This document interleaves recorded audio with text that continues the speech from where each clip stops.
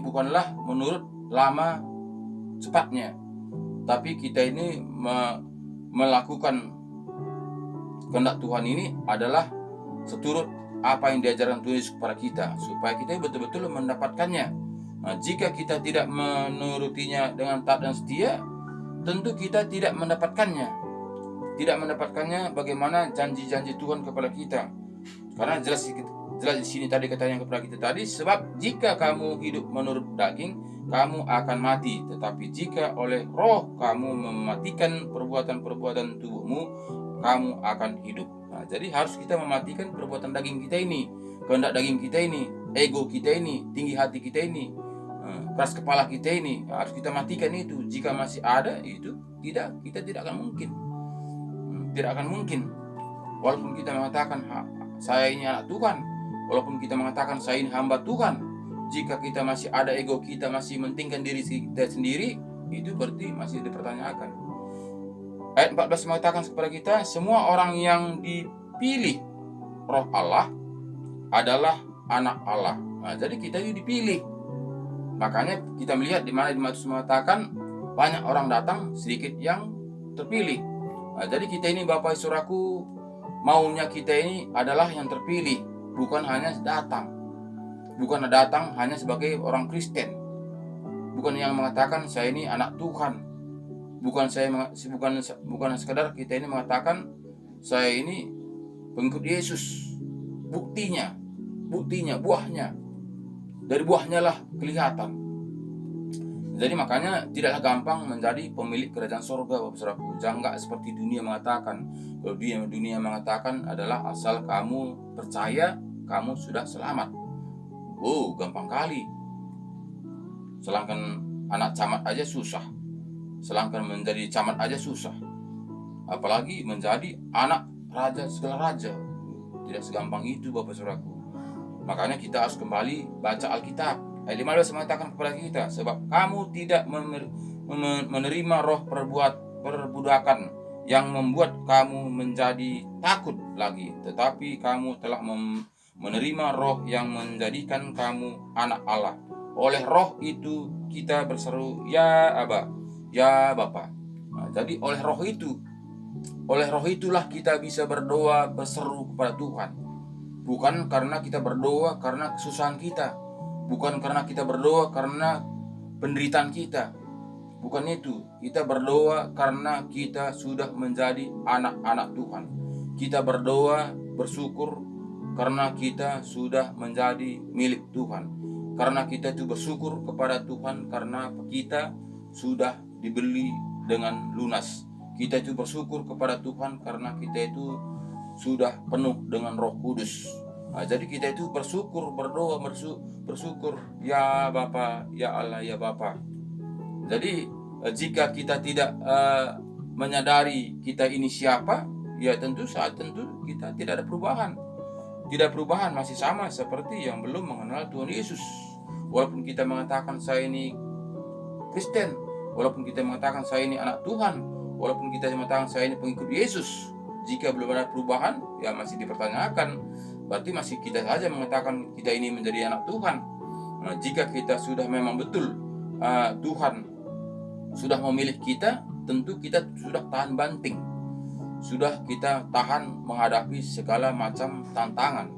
Karena apa? Karena ya untuk itu yang Tuhan pilih untuk kita. Untuk itu kita dibeli dengan lunas untuk menghadapi tantangan itu. Tantangan mematikan kehendak daging itu. Jadi ayat 16 mengatakan kepada kita, roh itu bersaksi bersama-sama dengan roh kita bahwa kita adalah anak-anak Allah. Jadi roh Tuhan itu yang bersaksi dengan roh kita ini bahwa kita itu adalah anak Allah, anak Tuhan. Jadi jika kita tidak pernah Roh Kudus, dengan siapa kita bersaksi? Dengan mulut kita sendiri. Dengan mulut kita sendiri kita bersaksi, itu tidak akan laku. Nah, jadi dengan roh Allah, dengan roh Tuhan yang materaikan dengan roh kita ini, itu yang bersaksi. Makanya jelas katakan tadi ayat 16 katakan kepada kita, roh itu bersaksi bersama-sama dengan roh kita.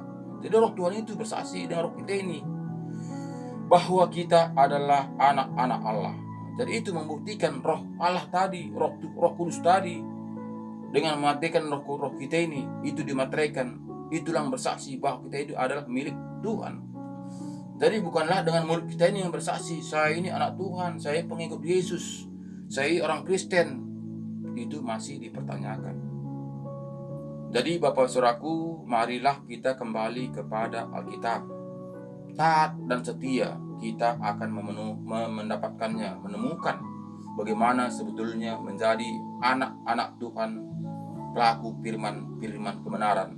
Jadi bukan hanya firman Bapak Saudaraku. Jadi jangan kita hanya mendengarkan firman saja. Firman ini bisa dibolak putar balikkan. Jika kita ambil firman Tuhan ini dengan comot satu ayat, bisa nanti lari kemana-mana, bisa dilarikan.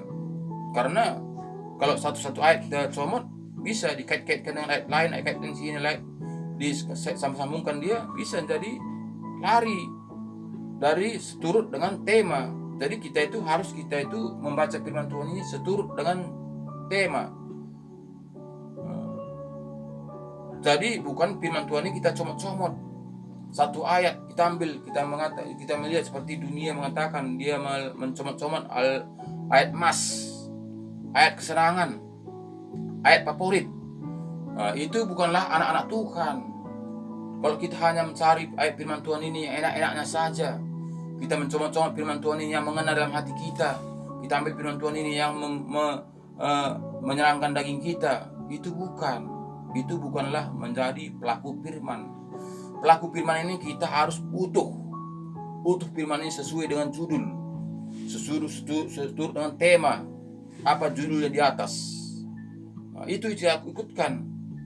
Jadi jika kita ambil comot-comot satu ayat, dia bisa tinggal jalan. Seperti kita berangkat ke perumpamaan kita buat, seperti kita berangkat ke Brastagi. Tapi dia singgah di Pancur Batu, dia membeli jambu.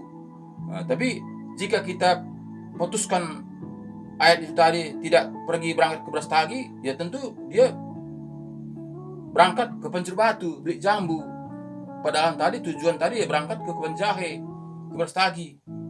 Tapi karena kita baca sampai ke Brastagi, ke Pancur Batu, ya sampai judulnya, artinya kita tadi berangkat tadi pergi ke Pancur Batu beli jambu. Padahal tadi hanya singgah dia Pancur Batu beli jambu. Padahal tujuannya bahwa jambu itu dibawa ke Brastagi. Jadi harus full dia. Harus dia dari awal sampai bawah, sampai habis tema itu. Jadi makanya banyak firman Tuhan ini ditafsirkan menurut selera kita. Firman Tuhan ini nggak bisa tafsirkan. Kalau kita tafsirkan, artinya tafsir itu dihayalkan menurut pikiran kita, menurut pendapat kita. Jadi firman Tuhan ini bisa lari kemana-mana kalau kita tafsirkan, kalau kita hayalkan menurut diri kita sendiri. Jadi makanya kita baca firman Tuhan ini, undang Roh Kudus dalam hati kita ini, sehingga Roh Kudus itu yang membimbing, mengajari, menopang, memberikan solusi yang terbaik, membukakan rahasia kebenaran firman Tuhan ini. Jadi itu tidaklah gampang Bapak Saudaraku, tidaklah gampang. Harus kita nampak buahnya, harus kita rela memberikan daging kita ini, pengorbanan seperti Yesus mematikan daging, dicambuki, disiksa, disalibkan, harus matikan daging seperti kita melihat contoh itu. Karena apa? Perjuangan kita bukanlah daging, tapi perjuangannya ada roh. Sudah Yesus menunjukkan di kayu salib, sehingga dia rela disalib, disiksa.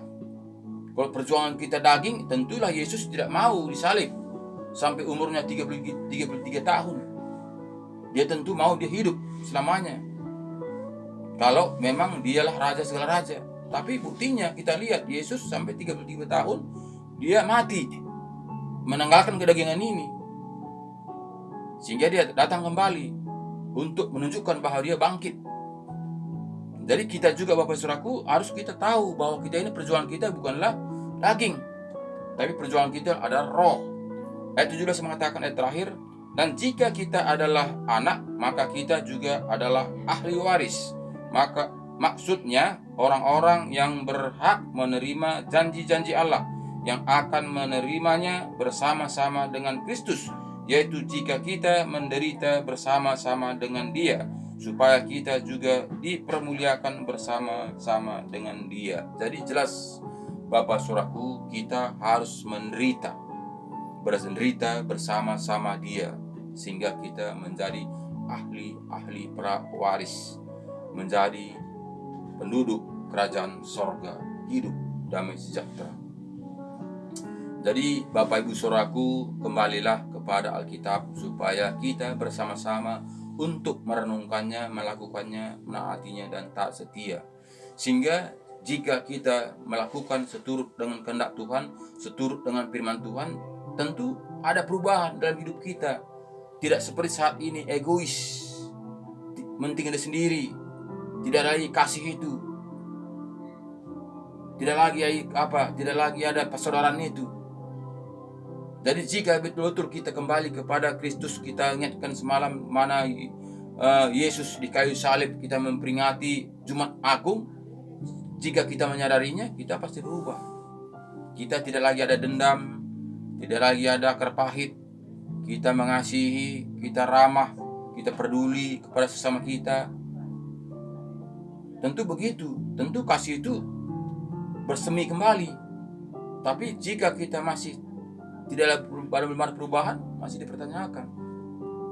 Jadi itulah Bapak Saudaraku renungan di pada pagi hari ini, supaya kita itu betul-betul menyadarinya siapa sebenarnya kita ini. Jangan hanya sekedar ikut-ikutan saja. Jangan sekedar kita mengatakan saya ini anak Tuhan.